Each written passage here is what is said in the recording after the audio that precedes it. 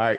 Good evening, Lewis, and I appreciate you taking the time this evening to talk about a bunch of things. Talk about graphic design, talk about marketing, talk about real estate, and I think these topics is going to help people. As you can see, a lot of people try to build their brand now. It's all about your brand and your personality. So I think this episode will be very educational for a lot of people. So if you could you just tell us a little bit about yourself and what you do for a Sure, living? sure. I'll give you my formal one. Hi, my name is Louis Porter Jr. I've been a graphic designer and a web designer for basically 30 years. I got into graphic design kind of by accident, and I fell into it and I loved it. Out of that, I developed my own little small publishing business, designing games. As I said, it just kept me off the streets, spending my money on stupid things, and so I built a little business out of that. And kind of out of that spun my real estate desires and dreams. And years later, here I am, working my tail off to, I can say, be semi-retired doing real estate, but still work a full-time job.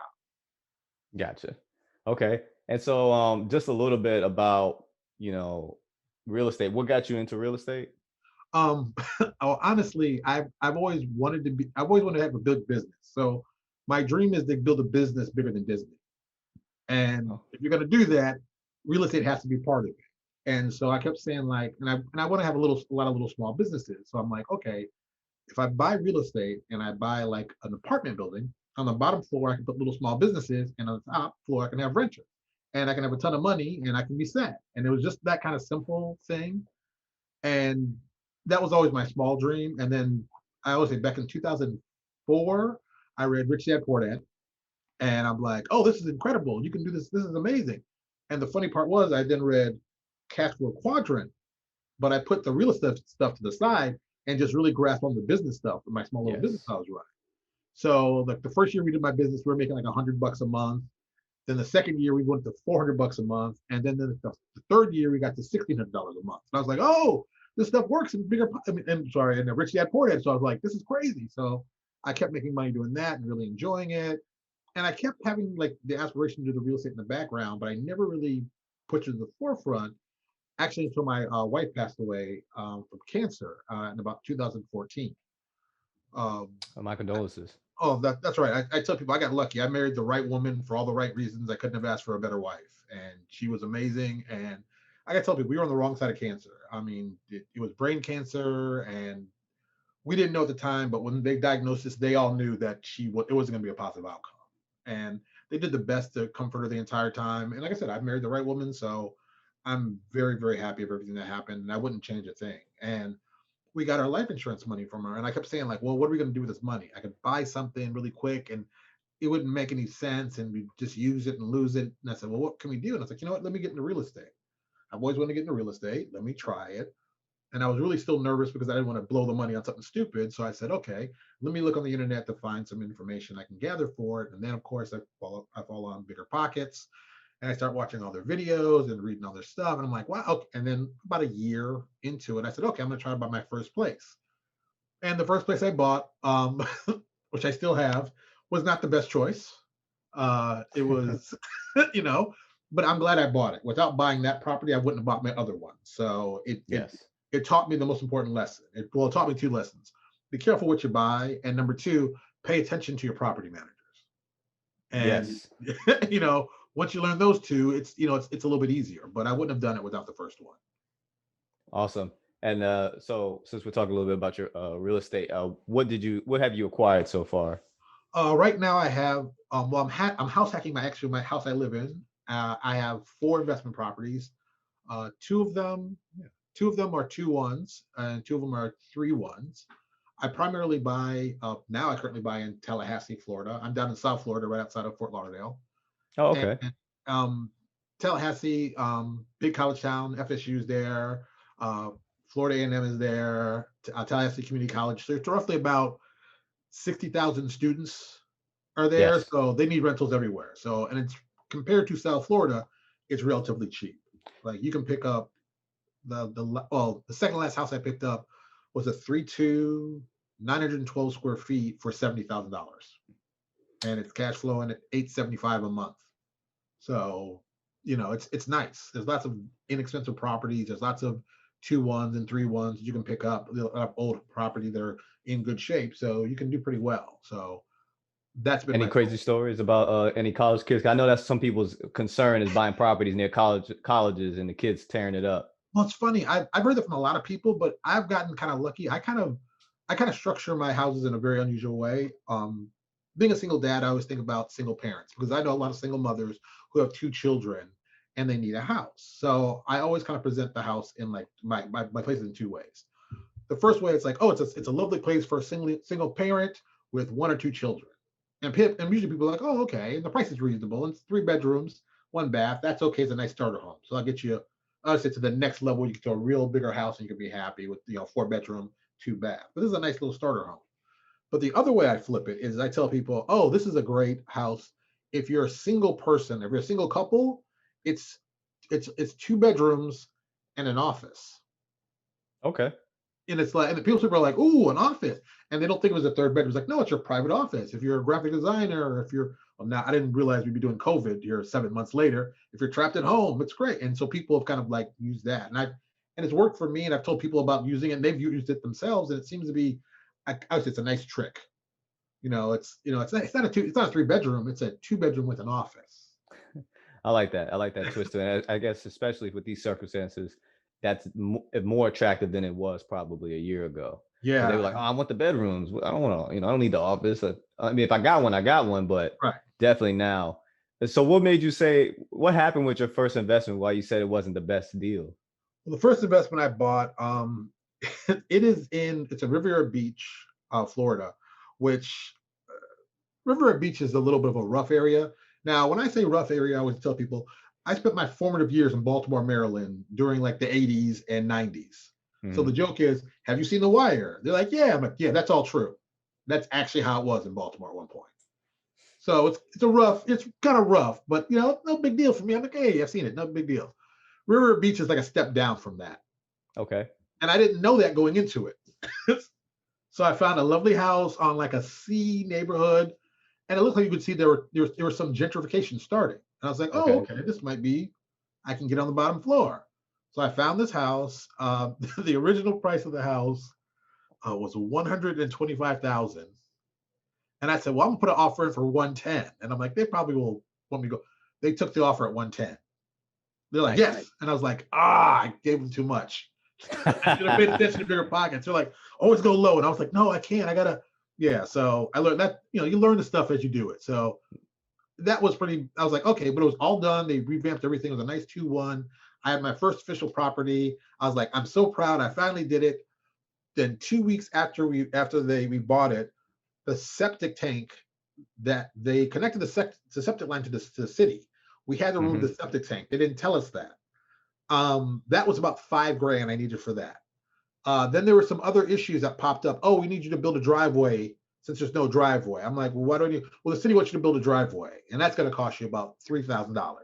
So Yep. all of a sudden, all this stuff just hit me like right off the bat, and my property management was not the best, and I stayed with them too long, and I know I did, and I kind of was. I would say I was kind of punishing myself for making such a bad deal. And I keep saying, oh, I'm going to sell this place and just get out of there. I'm like, no, no, keep the place long term. It's going to hurt now, but later on, it's gonna help out in the long run. Hmm. And I've had the property 2 years now, almost actually, yeah, just a little over 2 years, and it's better, but it's still it's my one that always there's something that's going on. There's always something going on. There's always an issue with this thing, and it's not like it's a money pit, but it's more of just an aggravation in comparison to my Tallahassee properties. They send me a check on the 12th every month. I'm like, well, all right, great. They talk to me like, oh, there's a problem. I go, well, how can we do this? Sure. Here's everything, and they go above and beyond what I think any property manager should do. So I've always been kind of impressed about the quality of the work they do. So that's kind of nice. It's just you can tell the difference. You can really tell the difference in quality. So, Yeah, but unfortunately, I can relate because I even talked about it in I believe it was episode 4, like the top 10 things I learned in my first year as a landlord. So we've acquired 5 units within a year, and that's one thing I learned is you have to manage your property manager. mm, You may get blessed, and you may have somebody that is really great and above and beyond, but so far, I've noticed I have to stay on them. I have my calendar, my tracker, and things I'm tracking, and 8 times out of 10, I'm keeping them on their toes versus them hitting me up like, hey, you know, I already took care of it. Yeah, I So mean I that's nice when they do that. I mean, I appreciate when they do, but I expect them to be what they are. They're there to make my money. They're supposed to collect on the stuff, and I don't. I hope they're always in my best interest, but that doesn't always happen. And sometimes you've got to reach out to them and be like, hey, let's think of some ways to make this better for both of us. yes, I think yeah. if you get them involved, you get them to care about you personally and what you're doing. I think that's a better way to connect them to help you what you're doing.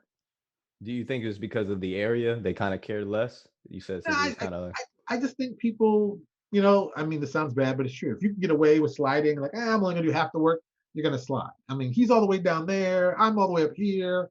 But I mean, if you treat him pretty nicely, treat him pretty fairly, you do, I would say, respectively ask tough questions, and so they know what to expect, and you know what to expect. yeah. And once you reach that nice little level, you should be okay. But it's not always that way. I mean, my first property manager, I'll never forget I would say the scam he ran on me was repairs. I said, okay, anytime you do a repair, I want to get 3 quotes. He's like, well, we have an in-house service that does that. Yep. I got tons of stories for that one. But go Right. ahead. And I was just like, well, I still need a quote before stuff. Because, well, don't worry, we'll just charge you. I'm like, no, I really want a quote for this stuff. Don't worry, we'll take care of it. Trust me.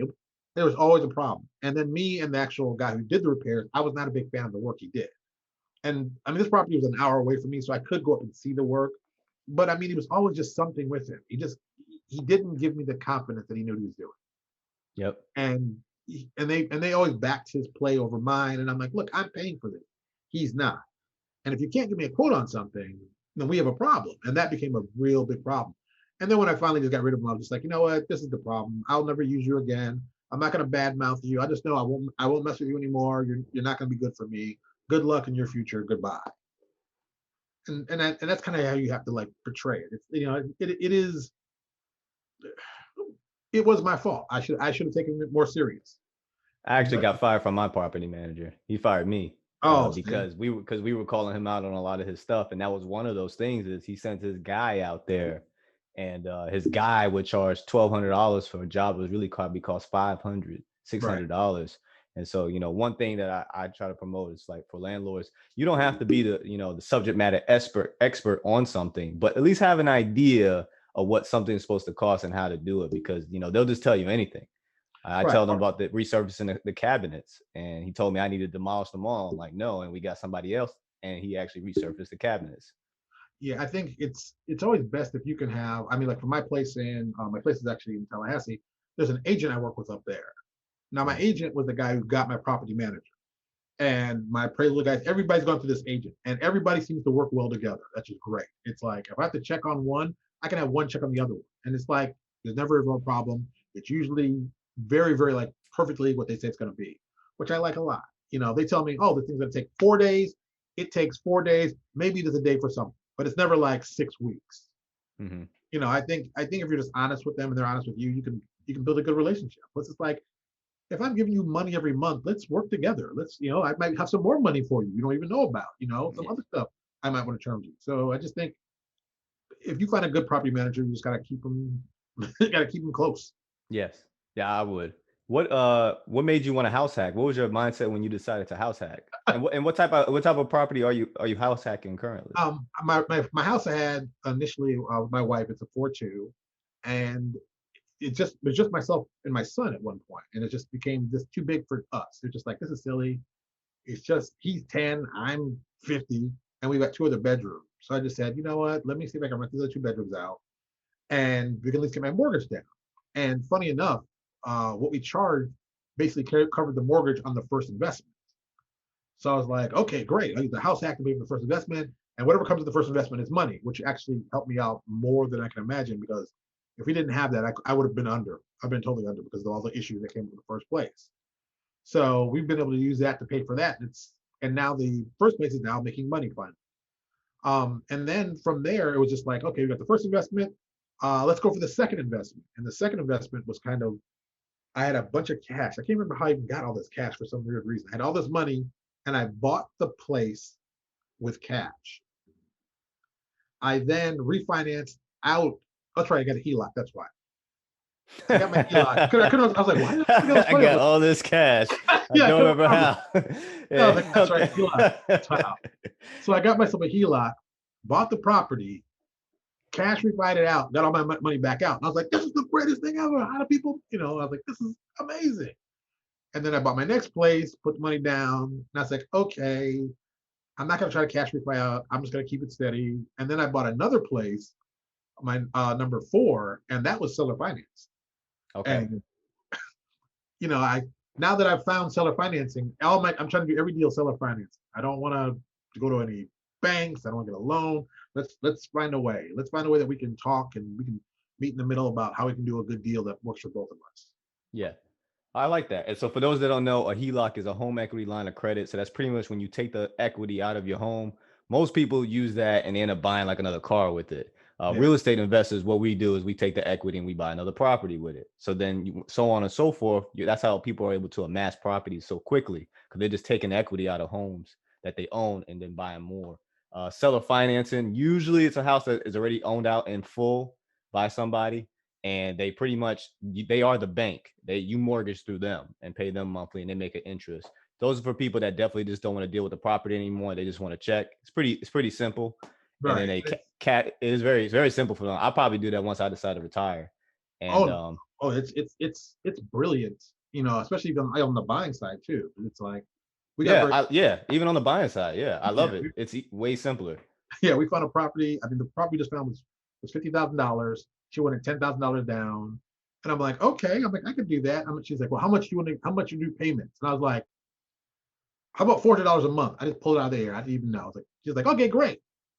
I knew the lady in there was renting at $650. It's still very underrated for the area. I'm going to pay him for 2 years and have a balloon payment at the end. But we all know Okay. I'm going to cash refi in a Yeah, year, yeah. and I'm going to be good and she'll be good. And now I have a house with the person in there. And that person's probably going to be leaving soon. And we're going to raise the rents up to, because now she's paying $650. I think the rent really will be about $850, $875 by the time we get her out. So, I mean, that's a great deal. And so I So, know that for some people that's a risk, but if you have good credit and you're obviously bankable because you're getting income from these other tenants, doing a cash out refi is going to be very easy. And so for a lot of investors, what we do is, especially with these balloon payments, where pretty much we make payments for maybe a year or two, and then, or sometimes up to 5 years, and then we pay the rest of the balance. So that may be intimidating to people, but what they end up doing is just a cash out refinance, where they refinance the house and they cash out the difference between what's left on the house in comparison with the house is worth, and then that's how they pay off up to like 80%. Most banks do up to like 80%. yeah. I think nowadays they're doing like 75 because of COVID. It's getting Yeah. a little tough. So unless you got a lot of equity, I mean, I would sit tight. A lot of people right now just doing like the refinances that just change the interest rate, and Right. then probably sit tight. Well, you can always do what I would say, go talk to a credit union. Credit unions always go above and beyond, especially for refinancing. And having worked for a credit union, and now as an investor, I didn't realize how influential they could be, especially on the loan side. It's as getting the property initially through them is always tough because a lot of them don't like to do investment property, but refinancing, then they don't care. Then they're like, oh nope, we have no problem refinancing it then, which I thought was kind of weird, but it is what it is. I'll look into that. And so overall, what's your overall goal when it comes to real estate? Where you still shooting to be Oh yes, Disney World? yes. Because I break it down in little sections. So this is step one: is acquire. Oh, hold on, where's my book? I have a little book that of the things I'm supposed to do in the first 5 years of my real estate. My 5-year plan ends in 2023. So I'm supposed to be generating $10,000 a month in passive income, $5,000 a month in my game stuff, being able to quit my job, of course, have at least 50 rental properties, have $7.5 million in rental property value. This is the one that hurts me the most. In 2020, take a 1-week vacation in the Caribbean. That was the plan. I had it all planned out. We were going to go. Yeah, that did. 2022, do a 3-week vacation throughout Canada. We're going to travel from East Coast to West Coast via train. Wow. So, and then for 2027, which is the big, if I pull out all off, and the amazing thing, I want to take my son to China for 6 weeks. Well, I didn't say just say China, Japan, and Hong Kong. Nice. All right. So yeah, I like that. Yeah, you definitely Yeah, got it. You got your 5 year plan already yeah, dished out. and I mean, as much as I like real estate now, I definitely and long term rentals. I want to start getting the short term rentals. I think there's uh, I like the idea of Airbnb, and since I live in South Florida, I mean, Exactly. That's yeah, perfect. Yeah, that's definitely perfect. So tell us a little bit about so we talked about the real estate side and pretty dope. I love how actually structured you are with it. It's actually kind of got me want to go back to my drawing board and with my plan as well. And so with when it comes to you graphic design, marketing, and advertising, tell and publishing, tell us a little bit about that and how you got started in that. how I kind of got started by accident. I'm I'm 50 years old. I'm a big comic book geek. I've been a comic book geek since I was 10 years old. So Same, I've loved same. comic books. So funny enough, by the way, I grew up in Connecticut, about 70 miles outside the city, and I worked for a little small publishing company that did comic book price guides from back in the late 80s, early 90s. And I got involved in publishing that way after right out of college. And I was like, oh, this is kind of great. I've loved this. And I'm like, well, can I do this as a living? Can I make a living being a graphic designer? And I had a Hmm. buddy who trained me and got me set. So I was like, all right, let me try. So I started doing that from them. I then left them, went to another small little nonprofit company, worked for them for about 6 or 7 months.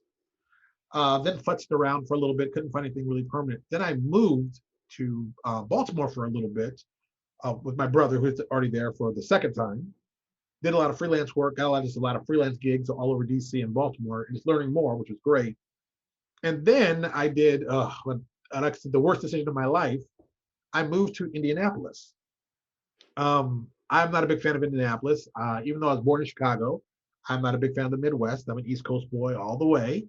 So I moved to Indianapolis, and it was a great experience because I worked for um, one of the largest publishers of books in the U.S. If you ever see the Orange Complete Idiots Guides, the company I worked for created those. Okay. Funny enough, all those books you see, all the little orange ones, one girl does all the work on that. One girl. Even now? Oh, when I was there, she was doing it all by herself. She did like a book a day, and I mean, she laid out an entire book in a day. If you're really good at layout, even back then, 10, 12 pages an hour is pretty good. She was doing somewhere about like 40, 50 pages an hour. And Wow. that's like ridiculous. So she did that. So I learned to pick up speed doing the layout, doing it very quickly, doing very efficiently. And from there, I got a call while being in Indiana from a company down in South Florida who's like, hey, would you, and this is in mid January, so the weather's like minus 20 below, it's freezing, it's horrible. And this woman calls me and goes, hey, would you like to come down to Fort Lauderdale, Florida and build websites for our company?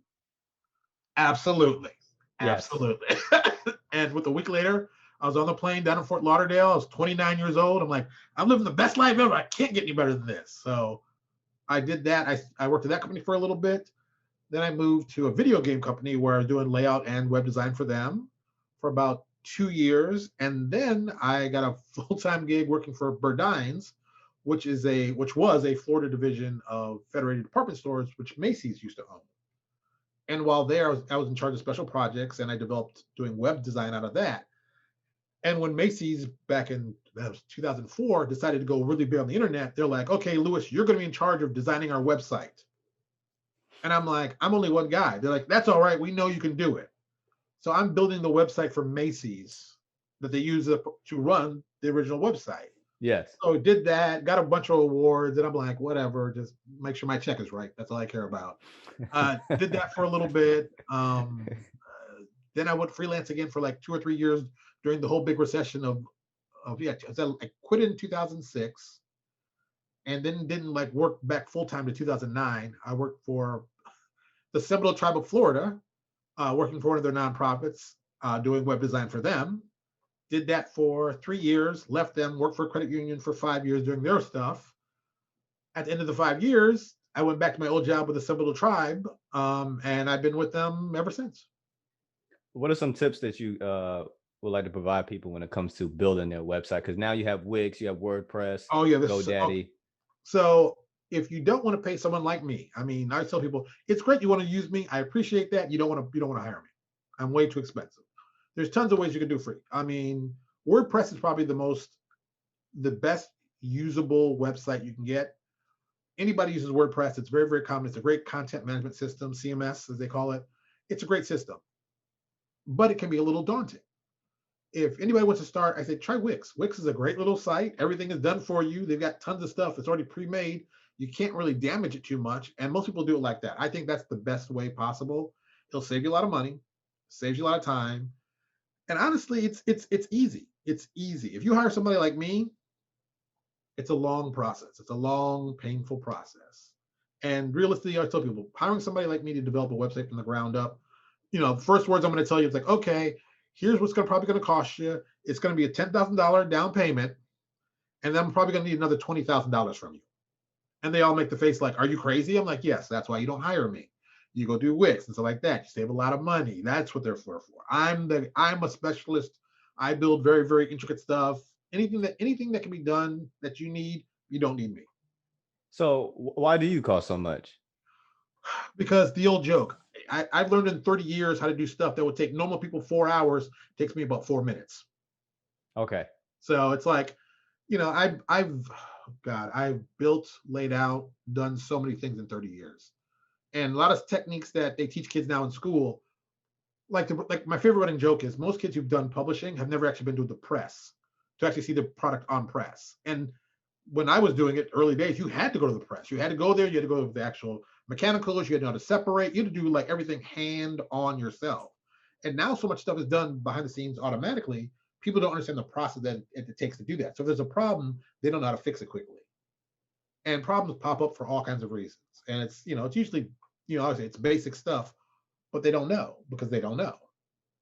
And I think web design's kind of taken that same kind of toll. Initially, it was very, very specialized guys who were like IT specialists doing it. And then like the creative guys like me got into it in the second phase. And now like we've kind of been weaned out, and now everything has been developed as a content management system because they know people don't want to pay us. And I get that. And so it's changed over time. And I tell people there's so much. This little phone has more power than most laptops, and you can do a lot more. I mean, if you're smart about it, you get 3 or 4 programs on here, and they're free. Adobe, what's the program I always use for Instagram? Come on, Adobe Spark Post. You get Adobe Spark Post, you can start Instagram, Facebooking tomorrow, taking your own pictures, getting your own phrase, and get it up and going. And I can do the same thing for you. I would be using the exact same thing, but I'm going to charge you a lot more. Because I'm going to tell you it's a special skill. It's not that special anymore. It was 15 years ago. Now anybody can do it, and anybody does. The problem also happens is that there's also a lack of understanding of what's going on behind the scenes. Okay. Like why this thing looks this way? Why does this look this way? Why does this do this? So you can always tell the difference in quality of design. I always say you can tell a professional from an amateur really quick. Back when dinosaurs ruled the earth back in the olden days, there was a thing we used to call called illegal use of the third dimension. Basically, is like you'll see people put graphics up, they put a lot of drop shadows, or they do a lot of bevel to make it pop out. That's illegal use of the third dimension. Yeah, we joke about. I mean, you got to be an old guy to say that, but it's like so many people use it because it's cool, it looks exciting. It stops being cool when everybody uses it. So you got to know when to use it, when not to use it. Graphic design is built on 3 little premises: size, shape, color. Okay. If you focus on those, 90% of the problems will be solved. Size, shape, and color. Does it look good in black and white? Does it look good in 3 color? Does it look good in 4 color? If you don't know, 3 color is video that you see on the screen like this. 4 color is actual print. And the 4 colors for print are black, magenta, cyan, yellow, and how they work. And it's just, that kind of stuff is just stuff, I know from years and years and years of doing it.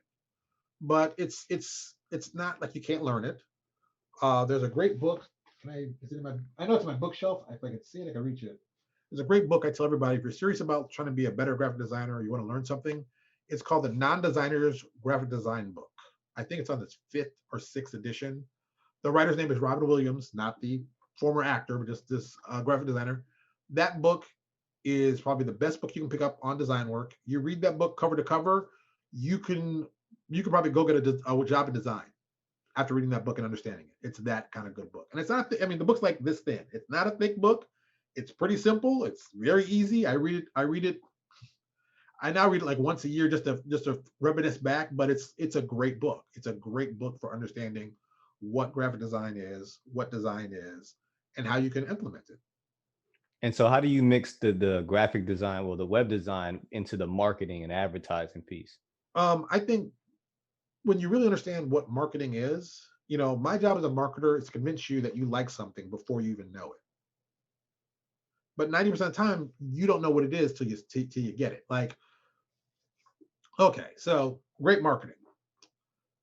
Comic book movies were always something stupid, and comic books were always stupid, and people didn't want to have anything involved with it. If that was stupid, it's silly. Who'd want to see a superhero movie? No one wants that. Ha ha ha ha. And we all know the Avengers just made $1 billion. Yes. Now that happened in 10 years. Now, before that, comic book movies were laughed at by Hollywood. Guys in Hollywood thought they knew better than the guys actually doing the comic books. They thought they knew better, and they did these horrible, horrible movies. Marvel took the books that, no, we know what makes our stuff good. We know how to market them because we know what's important. What's the important part of the story? Why these characters are important, why they'll resonate with people, and how to affect people. And that's what they did. And that's really what marketing is, getting you to be affected by things that you don't think that you'd be affected by. It's subtle when done right, and it's very smooth. Coca-Cola is a great marketer. Coca-Cola has such an iconic connection to America. You can't think Coca-Cola and not think America. Yeah, you're right. Here's something even crazier. The way Santa Claus looks is because Coca-Cola designed it that way, and he's been adopted as that's the visual of what Santa Claus looks, with the rosy cheeks, the white beard. There was nothing like that before. Coca-Cola actually did that and made that as their marketing. I did not know that. Yeah. So yeah, because you see Santa Claus in the Coca-Cola commercials drinking a Coca-Cola, right. And it matches his whole outfit, obviously. Right. You think, oh, it's so that was all planned out. Apple. Well, back when they're Apple and Mac is another prime one. Their ad of 1984 they did in 1984 was one of the greatest ads ever because no one had ever seen anything like it. And that's why Apple is such an amazing foundation for fans and stuff. They know how to market to them people and turn them not even just to fans, but to fanatics. You want people to become your fanatics. You want them to be your evangelists. You want them to be singing your praises when you're not there. The guy who ran their marketing, Guy Kawasaki, has a great book called Rules for Revolutionaries. It is an amazing book. If you're into marketing, you must read it. It is ruthless and it's intelligent and it's really creative of how you can get people on your side. And because Apple products, you buy them every year just because it's a new thing. Right. And I'm very anti-Apple, which makes it hilarious. But I understand, but I love their marketing because their phones cost $200 more than the Google phone that I have. But people can't get enough of them. Apple has a complete closed system. They build the product from one end till they deliver to your hand. And there's no way you can just jump in with something random. No, it's all them, all the way, all perfectly done. And they know that. And they market themselves to that.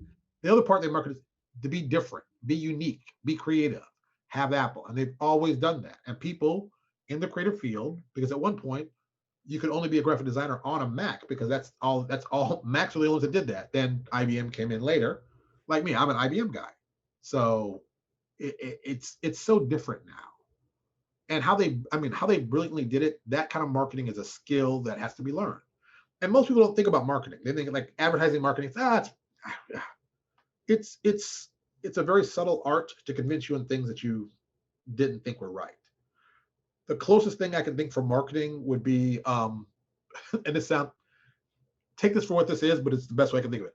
A really smooth brother knows how to pick up women. Same tactic. I'm going to convince you of a bunch of stuff. I'm going to say some stuff. I'm going to get you excited. And next thing you know, you're going to go off with me. That's how good marketing is. Yeah, and you're right. I like how you mentioned the fact about it's subtle and smooth.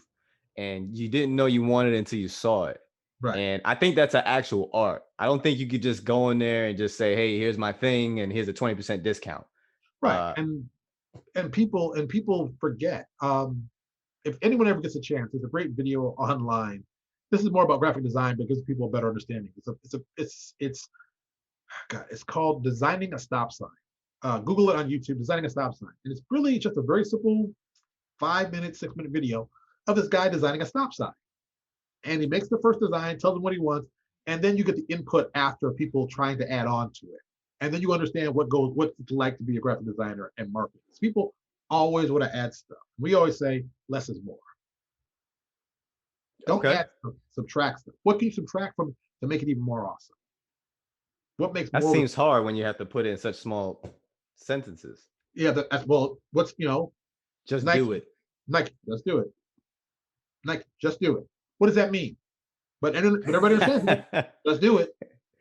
And what's their symbol? It's a swoosh. They call it a swoosh. We don't even know what it is. Apple. It's an apple. Why is it an apple? I don't know. Apple. That's all you apple. McDonald's, golden arches. It's like they connect the imagery with what they're saying, what they're developing, and make it all one beautiful sentence. And it's funny to me because I don't see that happening in real estate. Because real estate, for some weird reason, does not attract creative people like designers, which I thought was very weird. And you think that, there's some old tricks that I do that I know will work. Okay, for example, me designing those forms that I put out. Those forms look Yes. great. Everybody loves those forms. They're really great. They're really useful. Yes, I know that too. I also know that getting those interested in those forms, people are going to start looking and be like, who is this guy? What's he about? Da, da, da, da. I can also make connections to find out, oh, you do some real estate? Well, I'm looking to do some more real estate. That's how y'all, remember, it's subtle. It's always subtle. And before you know, oh, Lewis is a great guy. He's done this cool stuff.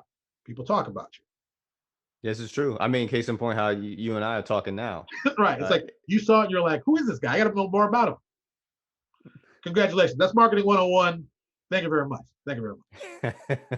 And so what are the required needs between a small business and a large company that comes and you say, hey, we want you to market, advertise, build a website? Funny, it's really the same thing because they all want the attention, but they don't always know how to get it. And the biggest problem is you've got to convince them of not doing what they think they're going to do. Gary Vaynerchuk said it the best. The problem with companies is it's like when you go on a date. You go on a date with a girl, you're not going home base on the first date. Yes. It's a long-term problem. You got to date them long-term. The problem is everybody thinks, oh, up the bat, I'm gonna get no. That doesn't happen. That doesn't happen anywhere. Success does not come before work anywhere except in the dictionary. So they got to focus from there and do that. But they don't want to do the work. They want the success. So that's the problem. Take your time. Be honest with the people you're dealing with. Tell them the truth and keep repeating it. If I keep telling you every day, if I told you every day, well, I'll use mine. I told you I'm going to buy Disney. Anyone I meet, I say the same. I'm going to have a business bigger than Disney. I'm going to have a business bigger than Disney. Every time I meet somebody, they know that's my end goal. Do you want to bet people are going to keep watching me to see if I get that? Yeah, for sure. And why now? But why are they watching me? I mean, I just said it. They don't have to believe me. I could be lying to them. But no, I know they're going to be watching me because they want to know, hey, is he going to do it? Now, if I do it, holy cow, that's amazing. I was with him all the way back here when he said he was going to do it. If I don't do it and fail, oh, I still went for it, but he still did a great job. So either way, I win. And that's the kind of marketing people want to do. The problem is they just want to win. They don't want to make the connection.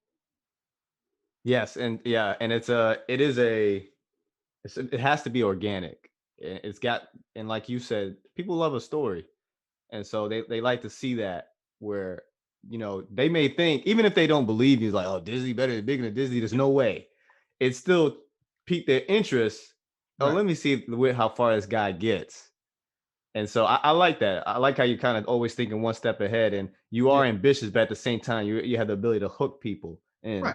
It's a great story to tell. I always tell people that's one of my stories. My other story, why I do real estate specifically, is about my son.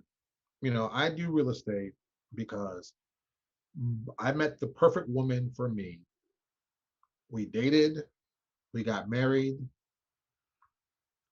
I had a great son. He was born, and then 6 months later, she got cancer. And then 2.5 years later, she was dead. I mean, it's very, very quick. Bam, bam, bam, bam, bam. That was bad enough. My son, while he was born, had some serious physical issues. My son was born with glaucoma. So they had to take his retinas out of his eyes.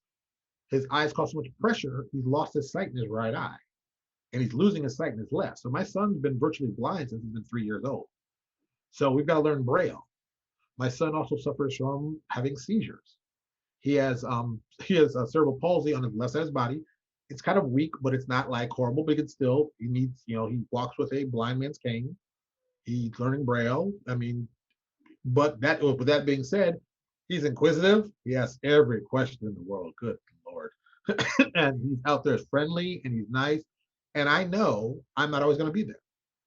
So I've got to make sure that he's already got a lot of stuff. He's already had more stuff in his life at 10 years old than most people have at 50. And he's handled it graciously, smiling, and always with a good attitude. So for me, I know I have to go out there, get these properties, acquire this wealth to give him options that I think he'll need in the future. Because like I said, I won't always be here, but I'd love to be able to leave my son with whatever he needs to do in his life that he can do and not worry about, oh, I need to go to work today because of this thing. I need to go to work because of that thing. That's like the old saying, I don't hustle for my first name, I hustle for my last. And that's the kind of important thing for me. And I think God bless your son for you for him to have a father like you, because it's not everybody is that fortunate, and I do commend your strength, because it takes a lot of patience, a lot of time, a lot of energy, and it sounds like you're doing it. And so Yeah, I mean, and I tell people I got very lucky. My father still alive. My father is a great father. I couldn't have asked for having a better father. My mother and father were married 60 years. My brother's been married, oh my God, 20, 20, 21, 22 years. I was hoping to have a long marriage, but it didn't work out for me that way. I'm not mad about it, but at the same time, I understand how important family is and finding that right person. You find that right person with you, male, female, whatever. You find the person who wants to be with you and is there for you the right reasons. Don't give it up. A lot of people think, oh, I'll replace them with somebody else. No, no, no. The yeah. person you got is probably the person you got for the reason you got. If you're there for the right reasons, you'll do well together. And it's no stress, no stress. I agree with that totally, because there is no woman. I feel like when a man, he could be great and good by himself, but when you got a good woman by your side, it's almost like boundless on what Right. you can be able to do, and And it's just it's really remarkable. the simplest little things they'll say to you, you'll be like, I can't do that. It sounds crazy, but you're like, I didn't know. And obviously, what made my marriage even better, my wife was a marriage and family therapist. Oh, So okay. yeah, so we talked about everything. Everything was out in the open. Um, this sounds bad, but when my wife was dying, my wife was like, "Look, I love you, but you need to marry somebody else after I'm gone." And I'm like, oh no, I can't. No, no, no, no, can't do that. She's like, "Oh no, you need to marry someone." I'm like, "What are you talking about?" She's like, "Look, I love you, but you're horrible alone. You are absolutely straight garbage alone." And I was like, she's like, "Yeah." She's like, "I don't want my son just being with you. Oh my God, no. You need to find a nice woman, you need to bring here, make sure everything works out well, and make sure she loves you as much as I love you, and she loves my son the same way." And I tell people that moment, I couldn't have loved my wife anymore. I mean, I've remarried, but I've always appreciated her saying that. She could have been like, "No, don't you find anybody else. No, no, no, just me." No, but she knew what it was about and she knew what I would need. And I think that was a moment that I said, that moment as a husband, I was so thankful to have her. And like I said, I couldn't have asked for a better mother for my child. And I wouldn't have changed anything. No matter what's happened, I wouldn't change anything. It's been the best thing for me. And without that, I wouldn't be here. And so, usually at the end of the podcast, I usually ask, what's your rich state of mind? But you pretty much just summed it up. And so I appreciate you sharing that, because you didn't have to. It Um, definitely, it's look, definitely, I could tell this is definitely from the heart, and you have that. I talk about it. I wrote a blog about talking about the why that makes you cry, where we have that one motivation that when we think about it, it tugs on our heart. And I could tell that this is what tugs on your heart. This is what your motivation, your drive is on a day-to-day basis is. And it's definitely, it's encouraging. It's not because I don't think I get it. Like the situations like that can be sad and traumatic, but then I think you've taken a positive out of it and made it blossom into a nice flower. And so I do appreciate that, because I think a lot of people right now, especially COVID, right, we're all going through things, and we probably have experienced some things that we never thought we would, and they probably feel like they're in a rut. But you can turn a negative into a positive and really come out on top, no matter what's going on. Yeah, like I guess my son and our motto is hard work always pays off. Hard work pays off. Hard work pays off. You just, put your head down, just keep working at the work, do what's important, and you can get through it. I think I just want to make sure everybody understands that it's not always, sometimes you're up and sometimes you're down, but you're never in either place for very long. So be thankful. Just like the stock market. You ain't kidding. Ooh. And that's why I buy real estate. Yeah, because it is consistent. You can't take away the land, and you can't, unless you got a hurricane or something catastrophic, you can't take away the house. You still got the land. You still got the land. I can just build again. That's what insurance is for. Yeah, and it's funny because maybe you thought about this with your first property. It was like, if just something just happens to it, and I just get the insurance, I just build it from scratch, and I have no problems. Now it's a great property. It's just that first. Don't condone arson. I don't condone arson. Oh yeah, we don't condone arson. But if God hits it by a bolt of lightning and it burns down, hey, these things happen. I can't do anything. It's just. But I got to. Bigger Pockets was right. That first property doesn't matter. It's what you do after that property. That first property just gives you the inspiration. Like, oh, I can do this. And yeah, I gotta admit, I loved how well that part was so true. I appreciate the fact that I'm not going to say, because I'm not experienced enough to say every property is savable, but I do think most properties you could turn to a decent deal over time. I think you could turn trash into maybe bronze, or silver, maybe bronze or silver, maybe not gold, bronze or silver, where you could say, I could swallow this. I could take care of it.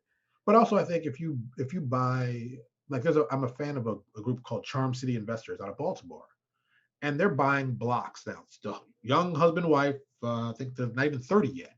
They bought a block. They have like 20 properties, and they put a nonprofit with it, so they can put stuff into their block, like nonprofit shops, and they can get for-profit stuff. They also can get grants to get real estate.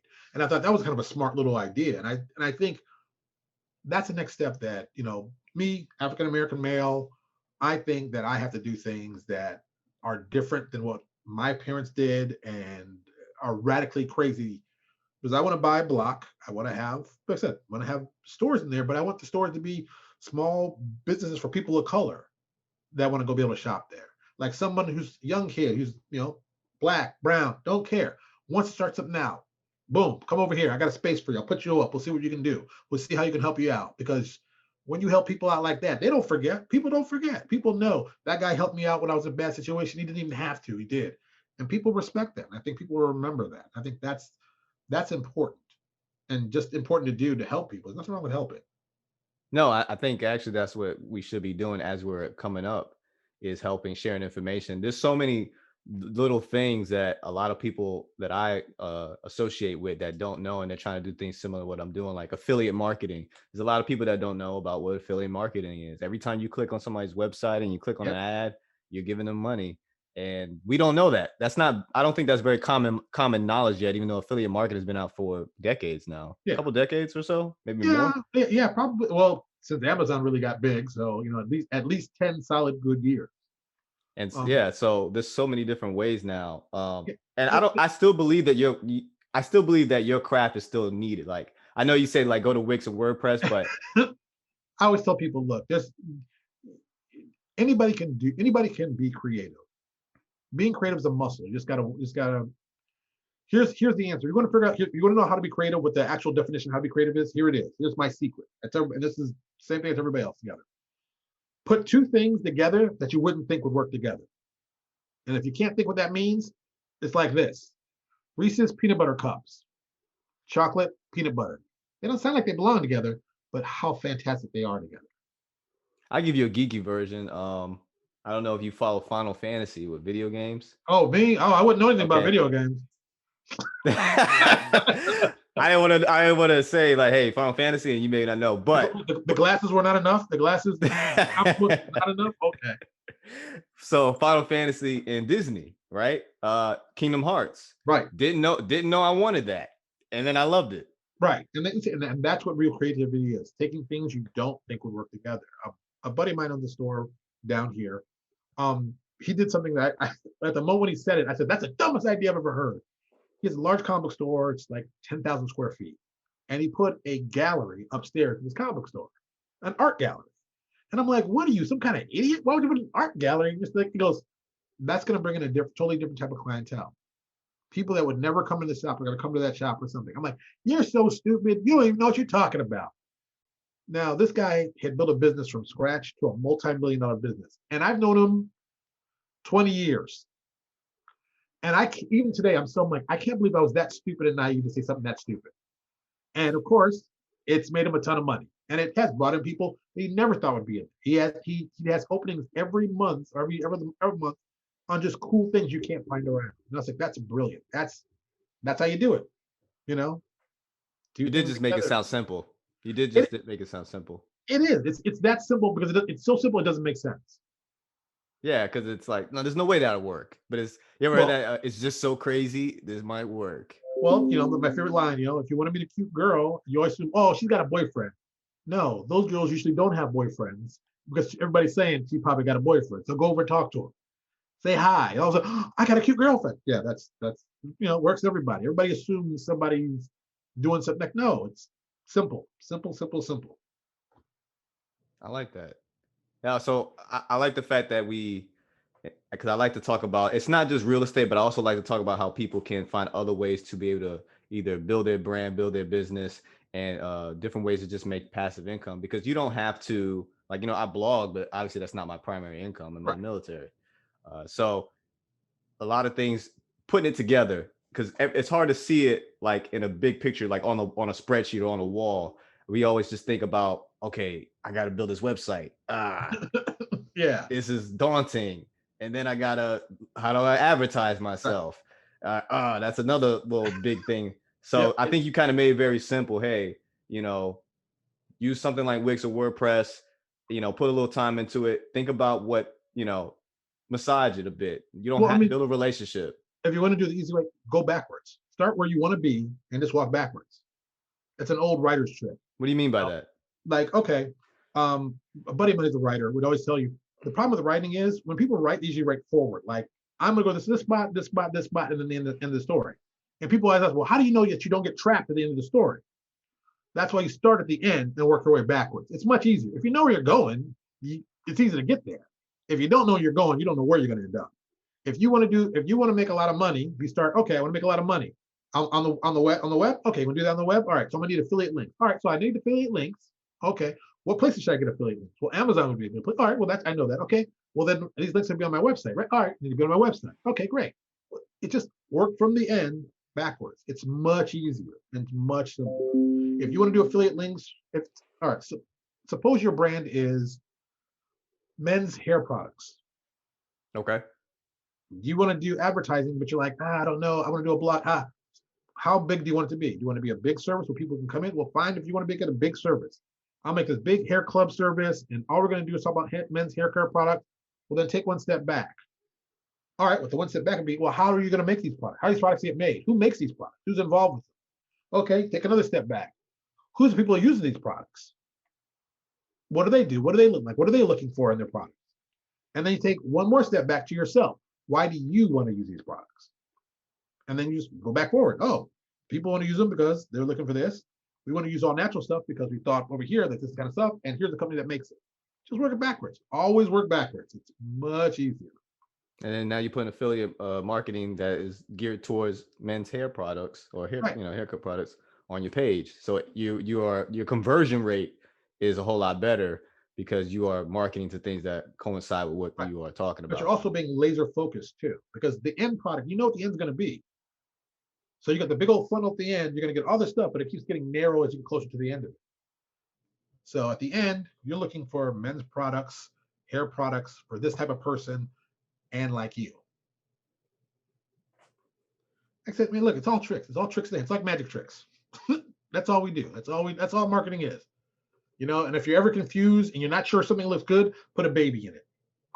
Babies sell. Babies always sell.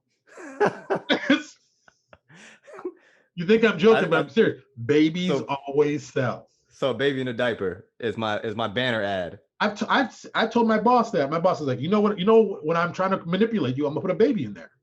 And she knows when she's a baby, she's like, what are you trying to like, yep, trying to manipulate you. Children are great at manipulating people. Doesn't matter if you love them or hate them, there's always some kind of response. Put a baby in it. If you're ever confused, stick a baby in. I'm glad you mentioned that because I'm stuck. I have on my website, I have a couple of pages where I'm like, okay, what am I going to put here? And so a baby, just put a picture of a baby. People like, first will be like, what's that baby doing there? Don't worry about that. Just read what I'm doing. And they're like, oh, okay. Baby, click on this for that. Babies. I don't know why. It just works. Oh, always, if you're going to use any colors in your logo, black, red, black and red. Okay. Most common colors. You know whose colors are black and red that everybody knows by heart? No. Coca-Cola. That's why you'll notice anything that's huge and big in marketing, Coca-Cola is going to be attached to it. They got their marketing down pat. We're only stealing stuff from them because those guys are brilliant. What's so unique about them as to why they have it so down pat for so many years? Because they figured out a long time ago what the story. They're telling a story. We're not selling soda. We're telling you a story. Okay. That's what they focus on. Think about it. Do they ever tell you it tastes great? Nah, it's sweet. Always what they're doing, emotions, how you feel, how you felt when you were drinking this. You're a kid in the summer and it's hot and you remember, oh my God, it is so hot. If I can get a soda, oh my God. Oh, that's what they're presenting the emotion. It has nothing to do with the product. It's all about the emotion, the connection you make. You can figure out how to do that in marketing. You can sell anything. Yeah, because the argument is that Pepsi tastes better than Coke, but Coke is still strong. Right. Once again, is it about taste or is it about feeling? Taste is subjective. I like this. You like that. Your feelings aren't. You feel this way because you feel this way. No one can tell you your feelings are wrong. I like that. Okay. It's they're pros. They are the best at it. If you want to see, it's even though it's TV, it's still amazing. The first season of Mad Men, the last episode, the main character's doing a pitch to Kodak on the carousel. Yeah, I know exactly what you're talking about. Right. Yep. It is, even from a purely marketing standpoint, it is amazing. I mean, he sets it up in such a beautiful way. And the moment that always catches me goes, it's a time machine. It goes back and forward in time. And I'm like, oh, that's so good. That's like, oh, that was amazing. Yeah, those guys, they walked out of the room like, wow, okay. Right. Yeah. And that's when marketing's amazing. That's when you transcended marketing, it's something else. That's what Coke does all the time. And that ad on that show really shows you what marketing. I mean, don't get me wrong, all this other crazy stuff, yeah, that happens too. But when they're in there pitching stuff, that's what it's like. That's what when you pitch stuff, pitching stuff is tough. It's tough, and you've got to connect. And that scene is beautiful. That scene is what everyone who's in marketing lives for. You want people to look at, when you're done, look at the other person and go like, oh my God, I get it. And you're like, boom, gotcha. That's real marketing. That creativity. And that's hard. It's not easy. Because you've got to get through the other stuff. But when you do it and it's pure and amazing, yeah, it's hard to beat. It's hard to beat. There's some things in marketing. Where's the beef? Okay. How old is that ad? 35 years. 35, yeah. 40 years. I didn't even tell you what ad it was. I said, where's the beef? You know exactly what I was talking about. That's how. Yeah, and the funny thing is, even if I don't, it's like I've heard that before. And then when I see it, that's where I got it from. Let me check them out. I'll do one that's probably you're probably too young for, but I know like the back of my hand. Conjunction Junction. I've heard that before, but I don't know where it's from. Right. If you're of my age, you know the other part. Conjunction Junction. What's that function? ABC used to have a cartoon every Saturday when cartoons just come on Saturdays. they play it. They play these after school, these school specials on stuff. So they would teach you things about politics. And every kid of my generation knows conjunction, junction. What's your function? Hooking up words, phrases, and clauses. I don't remember 90% of what I learned in English, but I remember that because I heard it every Saturday over and over, and I know it. And it's a good feeling. Brings me back to my childhood. I'm Mr. Bill. Same thing. I'm Mr. Bill sitting there. These are things that were well done marketing that they real great education. They confuse and they put marketing on top of it to make it awesome. If you do it right, it's amazing. Wow. So, oh man, I think you said a well worth of knowledge, and I definitely think we need to do a part two of this, especially maybe on the marketing side, and maybe my father would love you, by the way, because we love comics. We love See. comics. My sister actually does graphic design, and we all have drawn and written, so we love that side of the house. So definitely would love to talk to you about that, and then also about the forms as well. I would like to expand more on that later on. But just any closing piece, what type of closing tips or piece you would have, I guess, to sum everything up for somebody trying to build their business? First thing, make sure your family, especially your spouse, is on board. Okay. Because they can be your best cheerleader or the person who causes you the most happy. Make sure they're on board. And even if they're not on board, get them on board. That's important. Number two, it may take 5, 10, 15, 20 years, or you may never do it. It just may be something you do to make yourself happy. Don't focus on making money, focus on enjoying the process. Because when you enjoy the process, you'll make money just by accident. Don't focus on the money. Focus on solving the problem. What's the problem you're trying to solve? Yeah, that's the number one thing I hear. You solve a problem, you have provided a service, and the people will come.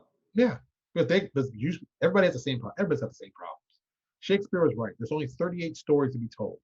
So trust me, you can mix them up any way you want. You can twist them out, but there's still only 38 stories to be told.